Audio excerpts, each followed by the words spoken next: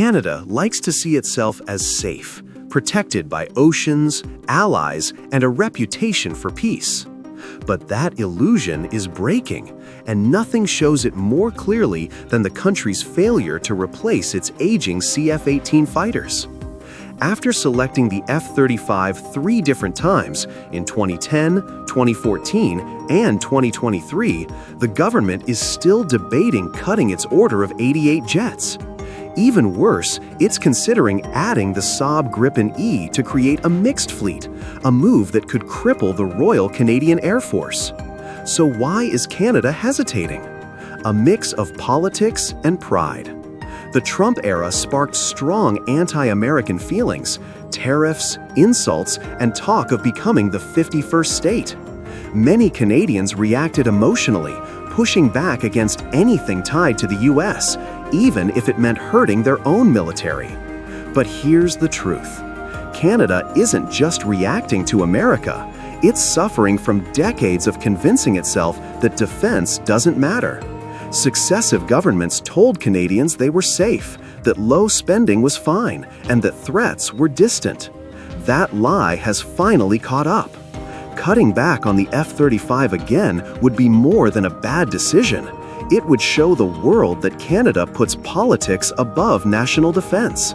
And at a time when global tensions are rising, that's not just irresponsible, it's dangerous. When we talk about modern fighter jets, the debate often gets emotional, political, even nationalistic. But strip all that away, and the truth becomes impossible to ignore. The F-35 isn't just better than the Gripen, it's operating in an entirely different century. Canada's defense isn't about dogfights or flashy maneuvers anymore. It's about information, sensor fusion, and protecting an entire continent from missiles you can't see coming. And this is exactly where the F-35 becomes irreplaceable. The F-35 is built for one mission above all: to connect the skies of North America into a single, unified defense network. Russian and Chinese cruise missiles, hypersonic weapons that travel faster than a bullet, long-range bombers flying just outside radar coverage. Canada itself recently identified these as core threats. But acknowledging a threat means nothing if you don't field the tools to counter it. Modern defense is layered and integrated. Detection, tracking, communication, interception. Miss even one of those layers and the entire chain collapses. The F-35 is one of the few aircraft designed to link all those layers together, sharing data, identifying threats, and guiding interceptors with precision. This isn't just technology, it's doctrine. It's how NATO and NORAD fight in the 21st century.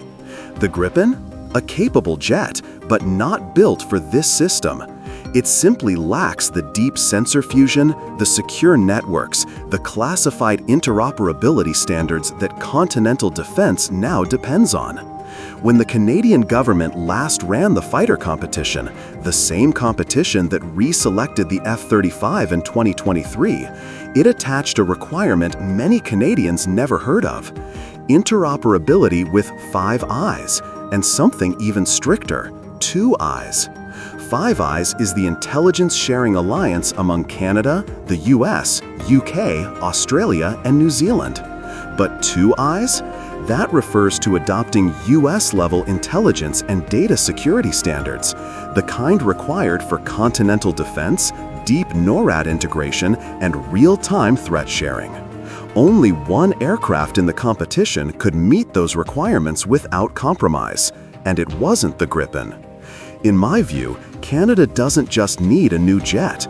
It needs a jet that speaks the same digital language as the entire Western defense network, a jet built to survive and win in the era of hypersonic weapons and AI-driven warfare.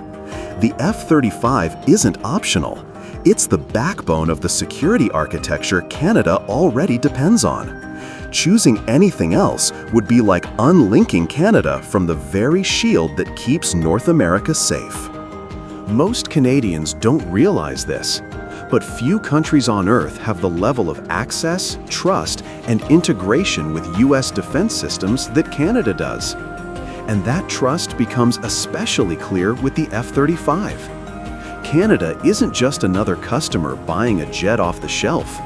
It was one of only 3 nations granted the right to help modify and program the F-35's mission data files, the digital brain that determines how the aircraft sees threats, chooses tactics, and survives in combat. This isn't a small privilege. It's one of the most sensitive capabilities in modern warfare.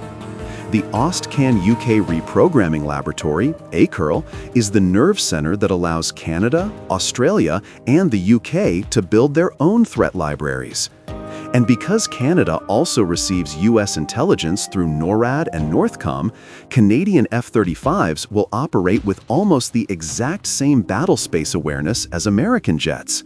That's not partnership.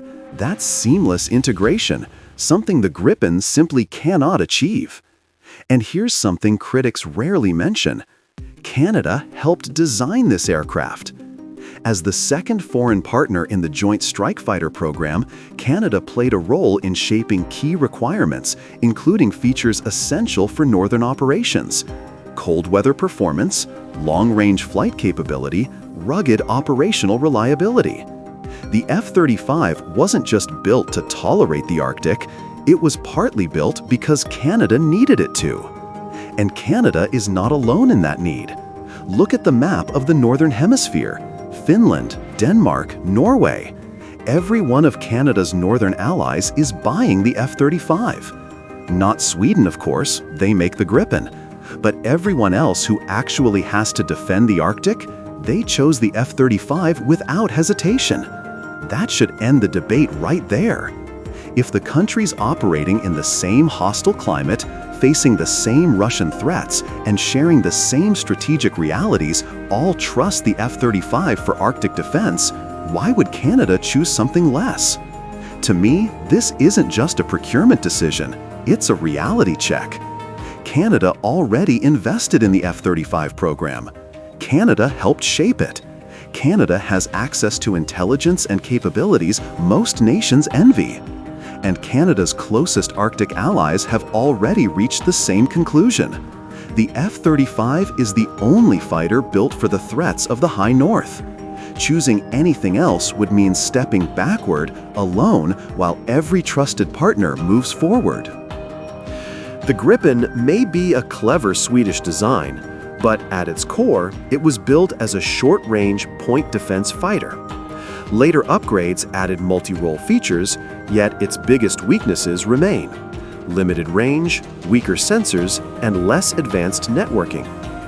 It's telling that most Gripen sales pitches include the GlobalEye AEW aircraft, because the fighter alone can't provide the situational awareness needed for modern air defense.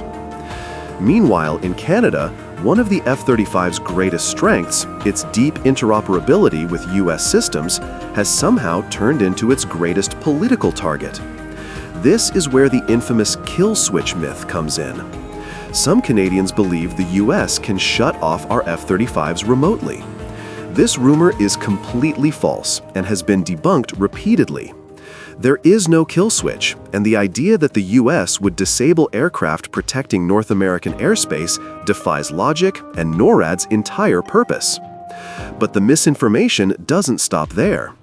Canadian Industry Minister Melanie Joly claimed the Gripen could bring 10,000 jobs to Canada. Yet Saab employs just 24,000 people total, only 8,000 in aerospace, and just over 1,000 even in the US defense market. The math simply doesn't work. Some of these inflated numbers seem tied to a non-binding memorandum Ukraine signed to possibly buy 100 to 150 Gripens. But Ukraine also signed a similar agreement for 100 Rafales, and with its economy shattered, any real purchase will depend on heavy EU or Swedish financing. Either way, it's extremely unlikely Canada would build any of those jets. The Gripen's appeal in Canada isn't based on capability. It's based on political storytelling, economic exaggeration, and a myth that refuses to die. Canada isn't just a future F-35 operator, it's already deeply invested in the program. As a Level 3 partner in the Joint Strike Fighter development effort, Canada has earned over $3.1 billion in F-35 contracts before the RCAF has even received a single jet. Canadian companies manufacture critical components, and around 2,500 jobs are tied directly to the program. And here's the alarming part. If Canada backs away from its commitment, many of those jobs could disappear overnight. But even if economics are pushed aside, the reality remains. Deterrence is the foundation of modern defense. You don't prevent conflict by building a pretty good Air Force. You prevent conflict by fielding a capability so strong that no adversary wants to test it.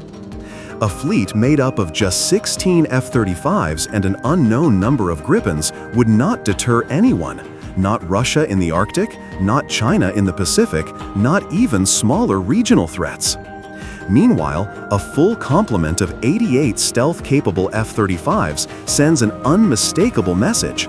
Canada is serious, capable, and ready to defend its territory and the continent alongside its allies. Choosing the Gripen doesn't create freedom or strategic independence from the United States. NORAD, shared intelligence and continental defense bind the two countries together regardless of which jet Canada buys. This decision should be about strategy, not sentiment, about security, not political point scoring, about modern threats, not outdated national myths. In my view, Canada has reached a pivotal moment. It can double down on political theater, ignore its allies, and gamble its national defense on a mixed fleet that lacks true deterrence. Or it can finally commit to the fighter it helped develop, the fighter built for the threats of today, not the battles of yesterday. Canada doesn't need symbolic independence. It needs capability. It needs credibility. And it needs systems that match the seriousness of the world it now faces. The